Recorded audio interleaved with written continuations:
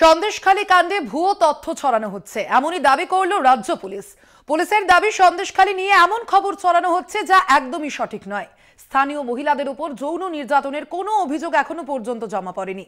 পুলিশের 10 সদস্যের তদন্তকারী দল এলাকা পরিদর্শনে গিয়ে সেরকম কোনো অভিযোগই পায়নি বলে দাবি রাজ্য পুলিশের।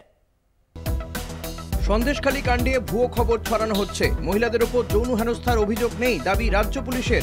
সন্দেশখালীতে শতাধিক মহিলাকে জিজ্ঞাসাবাদ করে মেলেনি যৌন হেনস্থার অভিযোগ দাবি রাজ্য পুলিশের। পুলিশের তরফে আরও দাবি করা হয়েছে, সন্দেশখালী কাণ্ডে ভুয়ো খবর ছড়ানো হচ্ছে।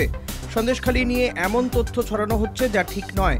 স্থানীয় মহিলাদের উপর যৌন হেনস্থার ঘটনা, তাদের উপর অত্যাচারের যেসব খবর উঠে আসছে তা একেবারেই সত্যি নয়।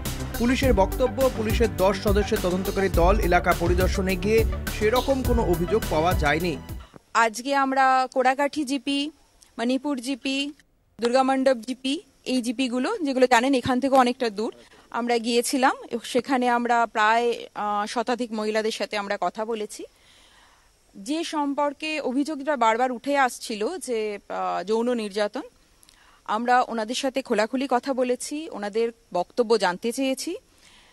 ওনারা কেউই কিন্তু স্পেসিফিকভাবে কোনো যৌন নির্যাতন তাদের সাথে হয়েছে বা তাদের কোনো ঘনিষ্ঠ কারোর সাথে হয়েছে এমন অভিযোগ কিন্তু ওনারা করেননি। তবে সন্দেশখালীর ঘটনা নিয়ে তদন্ত চলছে।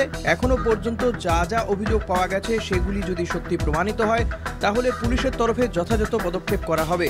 গত সপ্তাহে দফায় দফায় অশান্ত হয়ে ওঠে সন্দেশখালী। রাস্তায় নেমে প্রতিবাদ বিক্ষোভে নামেন বহু মহিলা।